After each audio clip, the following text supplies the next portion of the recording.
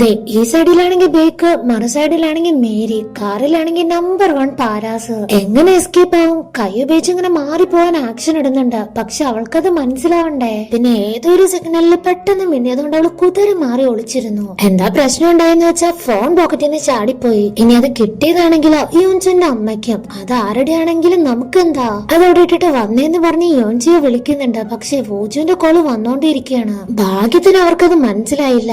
Anti നോക്കുമ്പോ പട്ടിക്കൂട്ടിൽ എന്തോ ഒരു അനക്കം. അവിടെ ഹെയർ ഒക്കെ മുന്നിലേക്കിട്ട് സോംബി സ്റ്റൈലിലാണ് മേരി ഇറങ്ങി വരുന്നത്. ആന്റിയൊക്കെ ഒരുമാതിരി നോട്ടം. ഇവൾക്ക് എന്താ പറ്റിയ? വല്ല ബാധയും കൂടിയതാണോ? അത് പേ ഇളകിയോ? അതുകൊണ്ട് പിന്നെ ഒന്നും ചോദിക്കാതെ തന്നെ പെട്ടെന്ന് ഫോൺ എടുത്തു കൊടുത്തു. അവളാണെങ്കിൽ നൈസായിട്ട് എസ്കേപ്പ് ആയി. അപ്പോഴല്ലേ പട്ടിക്കൂടിന്റെ യഥാർത്ഥ ഓണർ വന്നതും ഇവരെ രണ്ടിനെയും മിരട്ടി അവിടെ നിന്ന് ഓടിച്ചതും. അങ്ങനെ ആ ഒരു പ്രശ്നം അവര് നൈസായിട്ട് ഡീൽ ചെയ്തു. നൈറ്റ് കോൾ ചെയ്തു വോജു, നീ കറക്റ്റ് ടൈമിൽ എങ്ങോട്ടാ മുങ്ങിയെന്ന് ചോദിച്ചാ അവളാ കാര്യം ജന്മത്ത് പറയില്ല. എന്തായാലും എന്താ പ്രോബ്ലംസ് സോൾവ് ആയില്ലേ, നീ അതോർത്ത് സമാധാനിക്കുക.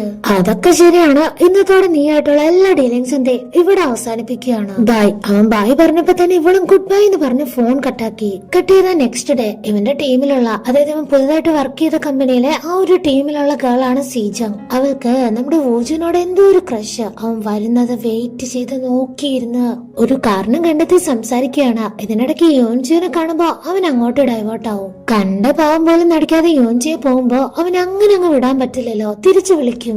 നീ ബെറ്റിൽ ജയിച്ച കാര്യല്ലേ, അത് ഞാൻ അറിഞ്ഞായിരുന്നു. കൊള്ളാം, നിനക്ക് നല്ല കഴിവുണ്ട്. വോജു ആണെങ്കിൽ അവനോട് ഇനിയെങ്കിലും സ്വന്തം കാര്യം നോക്കാൻ പറഞ്ഞ ഒരു അഡ്വൈസ് കൊടുക്കുമ്പോ ഡിസൈനർ കമ്പനിയിലെ സിഇഒ മേരി, നിങ്ങൾ തമ്മിൽ എന്താ ശരിക്കും ബന്ധം? അവനവളെ പറ്റി ഡീറ്റെയിൽ ഒന്നും അറിയില്ല. പക്ഷെ 50 മില്യൺ ഓഫർ വേണ്ടെന്ന് വെച്ച് ഒരു കോൺട്രാക്ടിവിന് കൊടുക്കണമെങ്കിൽ എന്തെങ്കിലും ഒരു കണക്ഷൻ കാണുമല്ലോ. അതുകൊണ്ട് നൈസായിട്ട് ക്യൂരിയസ് ആയിട്ട് ചോദിക്കും. അതിന് വോജുവിന്റെ അടുത്ത് സത്യം എന്തെങ്കിലും പറഞ്ഞാലല്ലേ, അത് മുളയില് തന്നെ അങ്ങോട്ട് നുള്ളിയും വിട്ടു. ഇവിടെ ഗ്രാൻഡ്മയുടെ മന്ത്ലി ചെക്കപ്പിന് വേണ്ടി ജിയോങ്ങും അവളുടെ ഡാഡിയും വന്നിട്ടുണ്ട്.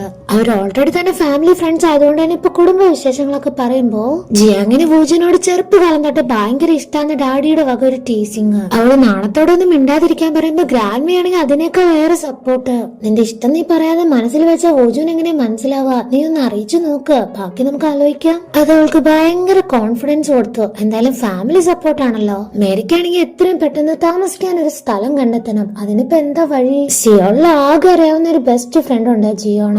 അവളെ കോൾ ചെയ്യുമ്പോ അവളിപ്പോ സിയോളൊക്കെ വിട്ടു ആർമിയിൽ എവിടെയും കണ്ടാണ് ചേർന്നിരിക്കുന്നത്. ആ ഒരു പ്രതീക്ഷയിൽ പോയി ആകെ ഹോപ്പ്ലെസ് ആയിട്ട് ഇരിക്കുമ്പോഴാണ് അതേ മുന്നിലൊരു വഴി. ഒരു പോസ്റ്ററാണ്. ലോങ് ടൈം സ്റ്റേ ചെയ്യാൻ പറ്റുന്ന ഒരു അടിപൊളി ഹോട്ടലിന്റെ പടം. പിന്നെ അറിയാലോ, അവൾ അങ്ങോട്ട് തന്നെ പോവും. അവിടെ റൂമൊക്കെ എടുത്തു. പക്ഷെ ഒരു വൃത്തിയില്ലെന്ന് മാത്രല്ല, 5ാം നിലയിലാണ് അവൾക്ക് കിട്ടിയ റൂം. മാത്രല്ല അവിടെ ഇവിടെയൊക്കെ ആയിട്ട് ഒത്തിരി പേര് സ്റ്റേ ചെയ്യുന്നതല്ലേ, ആരും അത്ര ശരിയായിട്ട് അവൾക്ക് തോന്നുന്നില്ല. ഒരുമാതിരി നോട്ടാണ് ഇവളെ.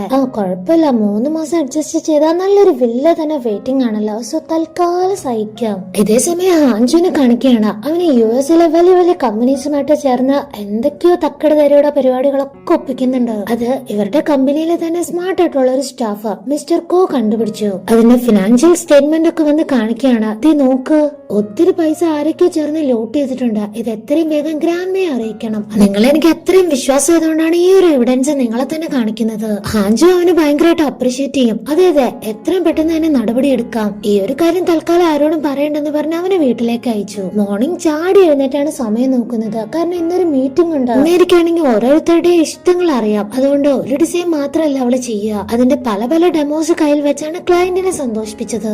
അത് കഴിഞ്ഞ് ഇറങ്ങി വരുമ്പോ അവിടെ നിൽക്കുന്ന ജിയോങ്. അന്ന് വേണ്ടാത്ത സ്ഥലത്ത് മുള്ളു തറച്ചതെല്ലാം എടുത്തു കൊടുത്തത് ഇവളാണല്ലോ. അതുകൊണ്ട് അവൾക്ക് നന്നായിട്ട് അറിയാം അവളെ. സോ നിർബന്ധിപ്പിച്ച് ക്യാൻറ്റീനിലേക്ക് കൊണ്ടുപോയി സംസാരിക്കുന്നത് മൊത്തമാണെങ്കിൽ നമ്മുടെ വോജുവിന്റെ കാര്യവും. ആ ഒരു സംഭവം കഴിഞ്ഞ പിന്നെ നിങ്ങൾ ലാസ്റ്റ് എപ്പോഴാ മീറ്റ് ചെയ്തത്? നീ അവനെ ഇടക്കിടക്ക് കോണ്ടാക്ട് ചെയ്യാറുണ്ടെന്ന് അവൻ പറഞ്ഞായിരുന്നു. ഹസ്ബൻഡ് അവൻ സമ്മതിച്ചോ എന്ന് ചോദിക്കുമ്പോ അവൾക്ക് തന്നെ ഒരു ഷോക്ക്. ഈ പൊട്ടൻ അത് ഇവളുടെ ആയിട്ട് ഷെയർ ചെയ്തോ?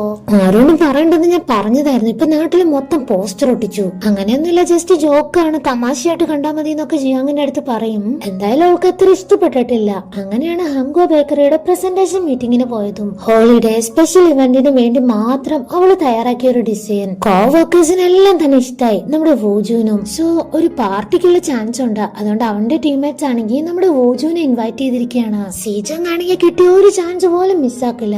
എപ്പോഴും വോജുവിന്റെ പിന്നാലെയാണ്. അവനെ ഇംപ്രസ് ചെയ്യാനാണ് നോക്കുക. ഇപ്പൊ തന്നെ കണ്ടില്ലേ, ഫുഡൊക്കെ സെർവ് ചെയ്ത് കൊടുക്കുന്നു. ചോദിക്കുന്നതാണെങ്കിൽ ഫുൾ റൊമാൻറ്റിക് ആയിട്ടുള്ള കാര്യങ്ങള്. നിനക്ക് ഗേൾ ഫ്രണ്ട് ഉണ്ടോ, എങ്ങനത്തെയുള്ള ആളെ നീ നോക്കുന്നേന്നൊക്കെ തുടങ്ങി ഓരോ ചിണുങ്ങല്. അതിനിടയ്ക്ക് പെട്ടെന്ന് ആ ലക്കി ഡ്രോയുടെ ടോപ്പിക്സും വരും. എങ്ങനെയെങ്കിലും വിഷയം മാറ്റണം. വൂജു ഓരോരോ വേലകൾ ഇറക്കുകയാണ്. ആരും ഫോട്ടോസ് ഒന്നും സെർച്ച് ചെയ്ത് നോക്കാതിരിക്കാൻ വേണ്ടി നൈസായിട്ട് ഫോൺ എടുത്ത് മാറ്റി വെക്കുന്നു. ഡ്രിങ്ക്സ് ഒഴിച്ചു കൊടുക്കുന്നു. പൊക്കി പറഞ്ഞ് സംസാരിക്കുന്നു. പക്ഷെ ടീമിൽ ഒരുത്തൻ ഒരു ആർട്ടിക്കിളിൽ നിന്ന് അവരുടെ ഫോട്ടോ കണ്ടെടുത്തു. കുറെ നേരമായിട്ട് അവൻ നോക്കുകയാണ്. പരിചയമുള്ള ഫേസ് പോലെ ഉണ്ടല്ലേ.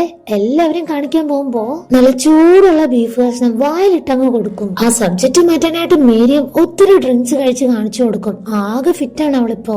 മേരിയുടെ ഡിസൈൻ കമ്പനി അപ്രൂവ് ചെയ്തോണ്ട് ഇന്ന് അവളുടെ ട്രീറ്റ് ആണ്.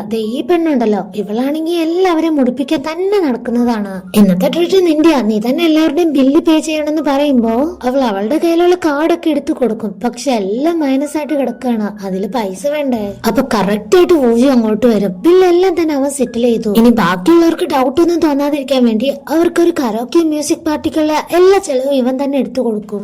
അവരും ഹാപ്പി. വാ നീയും വരണം. മേരിയുടെ കൈ പിടിക്കുകയാണ് ഈ പെണ്ണ്. അവൾ ഓൾറെഡി തന്നെ ഫിറ്റ് ആയതുകൊണ്ട് വൂജു അവളെ എന്ത് ചെയ്തോ വിടില്ല, കൈ പിടിക്കും. എന്നിട്ട് കാറിലേക്ക് കൂട്ടിക്കൊണ്ടു പോകും. അവരുടെ കൂടെ പോയി സത്യമൊക്കെ വിളിച്ചു പറഞ്ഞ എനിക്കും കൂടെ പണി കിട്ടും, വേറൊന്നും കൊണ്ടല്ല. അങ്ങനെ ഡ്രൈവ് എല്ലാം ചെയ്ത് അവളുടെ ഹോസ്റ്റലിൽ എത്തിയപ്പോഴേക്കും അവള് കാറി കിടന്ന് നല്ല ഉറക്കം. അവിടെ ലിഫ്റ്റ് ഒന്നും ഇല്ല. അവളെ കൊണ്ട് ഇനി 5ാം നില മൊത്തം കയറണം. കഷ്ടപ്പെട്ട് അവിടെ എത്തുമ്പോഴല്ലേ അറിയുന്നത് ഇവളാണെങ്കിൽ ഇവളുടെ റൂം കീ എവിടെയോ കൊണ്ടുപോയി നശിപ്പിച്ചു. അതുകൊണ്ട് ഇപ്പൊ എന്താ ഉണ്ടായെന്ന് വെച്ചാൽ വീണ്ടും 5ാം നില ഒന്നോടെ കയറി ഇറങ്ങണം. അങ്ങനെ ഓണർ വന്നു, ഡോറൊക്കെ തുറന്നു കൊടുത്തു. പക്ഷെ അയാളുടെ നോട്ടം അത്ര ശരിയല്ലാത്തതുപോലെ. മേരി ആണെങ്കിൽ റൂമിൽ ഒറ്റയ്ക്കും. മാത്രമല്ല അവള് നന്നായിട്ട് ഡ്രിങ്ക്സും കഴിച്ചിട്ടുണ്ട്. വൂജു എല്ലാവരും നോക്കി മനസ്സിലെ മനസ്സോടെയാണ് അവിടെ നിന്ന് ഇറങ്ങിയത്. അപ്പൊ വീണ്ടും ആ ഓണർ അവിടെ നിന്ന് പരുങ്ങുന്നു.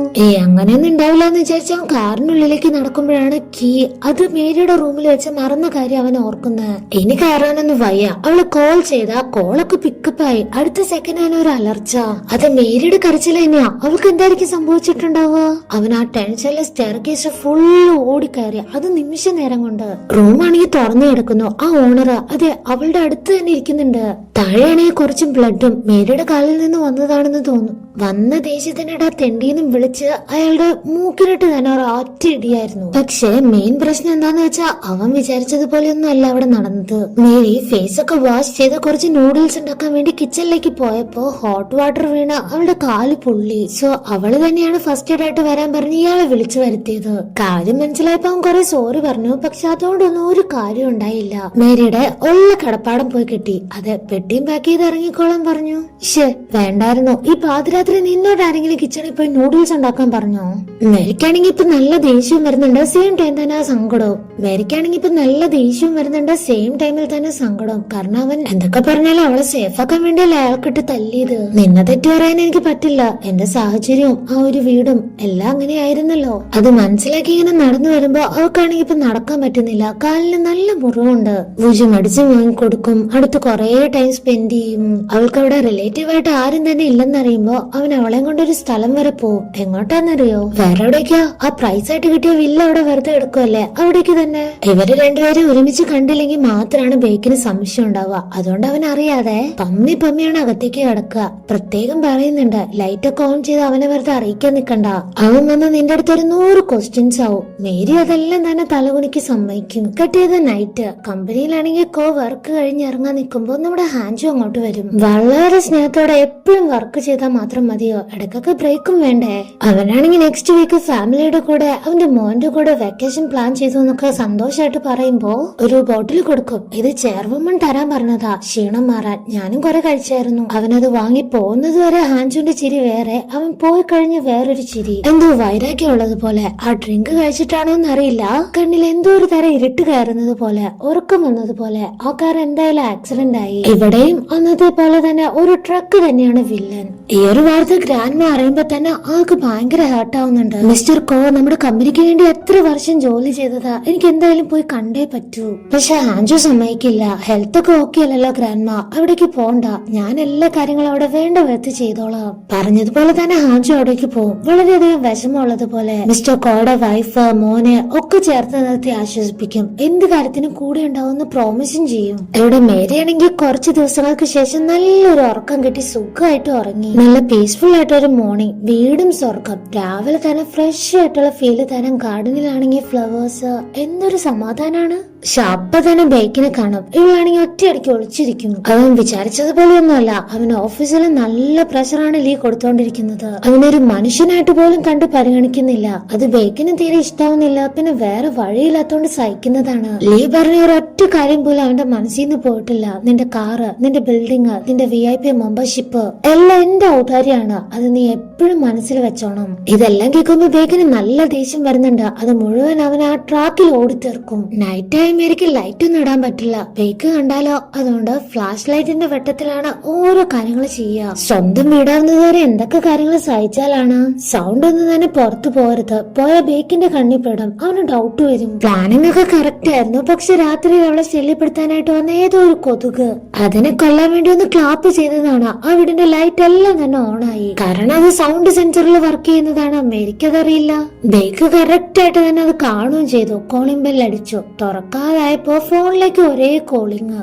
കോമ്പൗണ്ടിൽ കാർ പാർക്ക് ചെയ്യാനുള്ള ഒരു പെർമിഷൻ പേപ്പേഴ്സ് എടുത്ത് കൊടുക്കാൻ വേണ്ടി വന്നതാണ്. അപ്പൊ ഇവളെന്താ ചോദിക്കുക, ഈ ലൈറ്റ് എല്ലാം ചുമ്മാ ഓൺ ഓഫ് ആയിക്കൊണ്ടിരിക്കുക, ഇതെങ്ങനെ നിർത്തുക?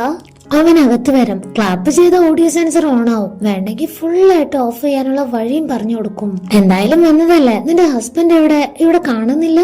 കാറ് മാത്രല്ല, അവന് ഈ വീട്ടിലുള്ളതിന്റെ ഒരു ട്രേസ് പോലും കാണാനില്ല. ഈ കബോർഡിൽ ഫുള്ള് നിന്റെ ഡ്രസ്സ് മാത്രാണല്ലോ. നിന്റെ ഡ്രസ്സ്, നിന്റെ ഷൂ, നിന്റെ ചപ്പൽസ് എല്ലാം നിന്റേത്. എന്ത് പറയണെന്നറിയാതെ മേരി അവനെ തന്നെ നോക്കി. എന്റെ ഹസ്ബൻഡ് അപ്സ്റ്റെയറിലാണ് താമസിക്കുക. അത് വീട് പെട്ടെന്ന് ഷിഫ്റ്റ് ആയതുകൊണ്ട് സാധനങ്ങളൊന്നും ഒതുക്കി പറക്കി വെക്കാൻ സമയം കിട്ടിയില്ല. അതുകൊണ്ട് അത് പറഞ്ഞ് ഒപ്പിച്ചു. അവൻ പോയി കഴിഞ്ഞ അടുത്ത നിമിഷം തന്നെ വോജുവിന് ടെക്സ്റ്റ് അയക്കുകയാണ്. അതെ, നിന്റെ കുറച്ച് ഡ്രസ്സ്, ചെരുപ്പൊക്കെ ഇങ്ങോട്ട് വേണട്ടോ. നെക്സ്റ്റ് വീക്ക് CEO ഒരു ഇൻസ്പെക്ഷന് വരുന്നുണ്ട്. ബേക്ക് ഇടാന്ന് ഈ കാര്യങ്ങളെല്ലാം പറഞ്ഞിട്ട് പോയപ്പോ ആൾക്ക് കുറച്ച് ഡൗട്ട് പോലെ ഉണ്ടെന്നും കൂടെ പറയും. വോജുവിന് നല്ല ദേഷ്യം വരുന്നുണ്ട്. സൂക്ഷിക്കാൻ നിന്നോട് എത്ര തവണ പറഞ്ഞതാന്ന് പറഞ്ഞ് ഭയങ്കരമായിട്ട് വഴക്ക് പറയും. അവൻ തന്നെ അതിനൊരു സൊല്യൂഷനും കണ്ടെത്തും. ഇങ്ങനെ ആർട്ടിഫിഷ്യൽ ആയിട്ടുള്ള ഫോട്ടോസ് എല്ലാം എടുക്കുന്ന ഒരു കോമ്പൗണ്ട്. അവിടെ ഗ്രൂമിലെ പോലെ വെഡിങ് ഡ്രസ്സിൽ വോജു റെഡി ആയിട്ട് വന്നു.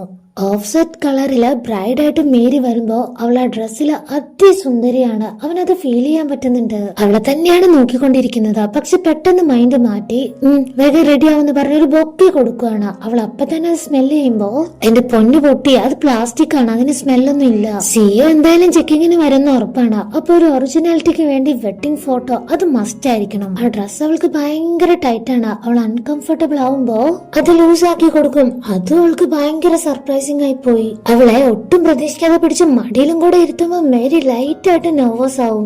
എന്നാലും ഒരു പോസ് ഒക്കെ കൊടുത്തു. Face to face. ശരിക്കും ഒറിജിനൽ വെഡിങ് ഷൂട്ട് പോലുണ്ടല്ലോ കർത്താവേന്നാണ് അവളുടെ മനസ്സിൽ. ഈ ടൈമിലാണ് സഞ്ജയ് അവളുടെ കുറെ ഫ്രണ്ട്സുമായിട്ട് അവിടേക്ക് വരുന്നത്. അതായത് കമ്പനി ടീംമേറ്റ്സ്. ഓജു അവളുടെ മുന്നിൽ തന്നെ പെട്ടു. അവള് ശരിക്കും കണ്ടില്ല എന്ന് തോന്നുന്നു. ഡൗട്ട് വരുന്നതിന് മുമ്പ് ഇവനാണെങ്കിൽ ഓടി ചെന്ന് മേരിയുടെ അടുത്തെത്തും.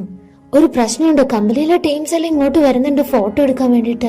അപ്പോഴേക്ക് സഞ്ജയുടെ പിന്നാലെ വന്നു കഴിഞ്ഞു. സോറി പറഞ്ഞ് മേരിയുടെ കൈ പിടിച്ച് ഒരു കിസ് കൊടുക്കുകയാണ്. ആക്ച്വലി അവൻ കിസ് ചെയ്യാൻ ശ്രമിക്കുന്നേ ഉള്ളൂ, കൊടുക്കുന്നില്ല. ജസ്റ്റ് ഫേസ് ടു ഫേസ് ഒന്ന് ടച്ച് ആക്കുന്നതേ ഉള്ളൂ. പക്ഷെ സഞ്ജയനെ കണ്ടപ്പോ മേരി ശരിക്കും പേടിച്ചുപോയി. അവൾ ആ ഒരു ടെൻഷനില് ഇവന് ശരിക്കും കിസ് കൊടുത്തു. രണ്ടുപേരും കണ്ണൊക്കെ ക്ലോസ് ചെയ്ത് ആ ഒരു ഫീലിൽ തന്നെ നിൽക്കുകയാണ്.